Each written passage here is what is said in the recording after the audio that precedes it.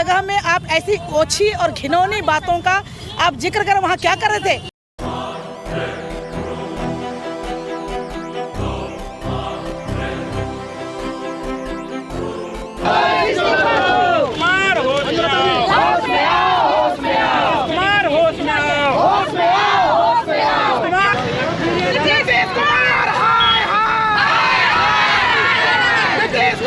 शर्म करो, नीतीश कुमार मुर्दाबाद, नीतीश कुमार शर्म करो। जैसा कि आप सभी जान रहे हैं, बिहार के मुख्यमंत्री या कहे तो सुशासन बाबू कहे जाने वाले श्री नीतीश कुमार जी ने कल सेक्स एजुकेशन और जनसंख्या नियंत्रण पर ऐसा बयान दे दिया जिसके बाद विवाद मच गया है। आज देश के प्रधानमंत्री श्री नरेंद्र मोदी जी ने भी उनके बयान की निंदा की है, साथ ही साथ उन्होंने भी माफी मांगी है, परंतु इसका आक्रोश नियंत्रण में नहीं दिख रहा है। आज झारखंड की राजधानी रांची में हरमू चौक पर बीजेपी महिला मोर्चा के द्वारा उनका पुतला दहन किया जा रहा है। आप ऐसे पद पर हैं, मुख्यमंत्री हैं और सदन में जहां की लोगों के जनता का हित की बात की जाती है, उस जगह में आप ऐसी ओछी और घिनौनी बातों का आप जिक्र कर वहाँ क्या कर रहे थे? जो कि एक आम लोग जब नहीं बात कर सकता, आप ऐसे सदन में जहाँ पर आप कहते हैं कि राज्य के विकास के लिए बैठे हैं, तो ये आपका वर्जन है, ये आपका वर्जन है। हमें माफ़ी आप हर जगह बार बार बोल रहे हैं और माफ़ी जानबूझकर बोलने के माफ़ी आप बेशरम हो गए हैं और बिना इस्तीफा के हम और कुछ नहीं सुनना चाहते हैं। आपको इस्तीफा देना पड़ेगा और ऐसी ओछी मानसिकता के आदमी होके आप भारत के प्रधानमंत्री बनने का ख्वाब देखते हैं। आपकी मानसिकता इतनी ओछी है, इतनी गंदी सोच रखने वाले हैं, इस्तीफा से ज़्यादा कुछ नहीं, आपको इस्तीफा देना पड़ेगा। तो आपने देखा नीतीश कुमार के बयान पर पूरा तरह से बवाल मचा हुआ है। अभी बीजेपी के कार्यकर्ता हमारे साथ हैं, हम उनसे जानेंगे। कहीं ना कहीं देखा जाए तो इंडी अलायंस पे इसका असर पड़ेगा?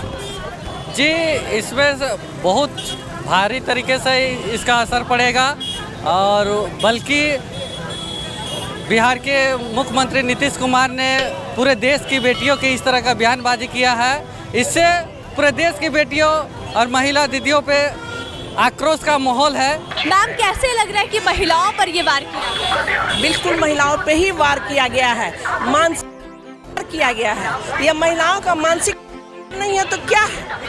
अगर उनको इतना ही ज्ञान देना था तो मर्यादित भाषा में बोल सकते थे। इस तरह से खुल्लम खुल्ला अगर लगता है वो पढ़े लिखे बिल्कुल भी नहीं है।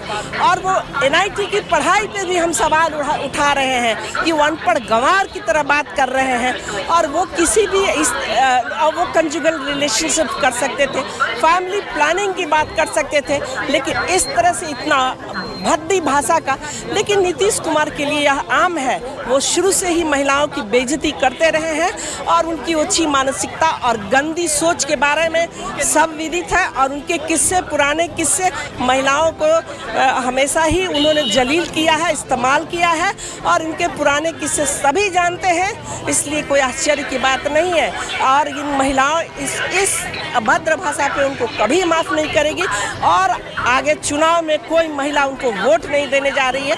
सिर्फ माफ़ी मांगने भर से कुछ नहीं होगा, उन्हें अभी के अभी तुरंत इस्तीफा दे देना चाहिए। मैम, कहीं ना कहीं देखा जाए तो राबड़ी देवी जी का कहना है कि नीतीश कुमार के मुंह से ये गलती से निकल गया। नहीं, ये गलती से नहीं निकला है क्योंकि काफ़ी सोच विचार करके उस विषय को सदन में रखा गया था। हम ये नहीं कहते कि उन्होंने जो विषय रखा वो गलत हो सकता है। जनसंख्या विरोधी के लिए हम लोग कई कदम उठा रहे हैं और हम चाहते हैं कि महिलाएं आगे बढ़े, लेकिन जो विषय उन्होंने रखा, जिस मतलब तरीके से उन्होंने रखा वो बिल्कुल गलत था। बहुत सारी चीज़ों को हम लोग बंद कमरे में बातचीत करते हैं, चाहे वो पति पत्नी ही क्यों ना हो, और इस तरह सदन में कई ऐसे मतलब महिलाएं भी हैं जो अभी ये एक्सेप्ट नहीं कर सकती। हम चाहते हैं ये सदन में आए, ज़रूर ये इन विषयों पे बात हो, सेक्स एजुकेशन ज़रूर हो, लेकिन इसके लिए हमें स्कूल में, कॉलेजेस में काउंसलिंग करके युवाओं को, या हम जो कर सकते हैं कि जो नए दंपति बने हैं उनके लिए हम इन तरह के काउंसलिंग के इंतज़ाम कर सकते हैं और ये चीज़ सदन में लाना चाहिए। उनका बोलने का तरीका बहुत ही ज़्यादा गलत था। हम ये नहीं कह रहे हैं कि उन्होंने विषय को गलत रखा, लेकिन उनका एक तरीका होता है बातचीत को रखने का, वो गलत था। एज ए मुख्यमंत्री उनको मर्यादित शब्दों का चयन करना चाहिए, क्योंकि बहुत सारी चीज़ें सार्वजनिक तरीके से अच्छी नहीं लगती है। अब तो तो उन्होंने माफ़ी भी मांग ली, आप क्या चाहते हैं? देखिए, कोई घटना होने के बाद माफ़ी मांग देना ये बड़ी बात नहीं है। मेरा कहना है वो एक मुख्यमंत्री है, बिहार के मुख्यमंत्री है, एक सम्मानीय पद है। ये पद में रहते हुए वो इस टाइप का उछी बयान दे, इतना स्तर गिरा हुआ है जो ये हम लोग मुंह से नहीं बोल सकते हैं। ये इतना अभद्र भाषा का प्रयोग किए हैं। माफ़ी मांगने से नहीं होता है, उनको साइकोलॉजिस्ट की ज़रूरत है, उनको इस्तीफा देना चाहिए, साइकोलॉजिस्ट को दिखाना चाहिए, घर में बैठना चाहिए और माँ दुर्गा ये सब शक्तियों का किताब पढ़ना चाहिए। जो हमारे सृष्टिकर्ता कौन थे, क्या थे, वो पूरा दिवालिया घोषित हो चुके हैं, उनको इस्तीफा देना चाहिए। तो जैसा कि आपने देखा, महिलाओं का कहना है कि अब मुख्यमंत्री नीतीश कुमार जी को इस्तीफा दे देना चाहिए। अब देखने वाली बात होगी कि आगे क्या कुछ होता है। फिलहाल के लिए इतना ही। मैं स्नेहा शर्मा अपने सहयोगी कुमार सत्यम के साथ, रांची अपडेट्स।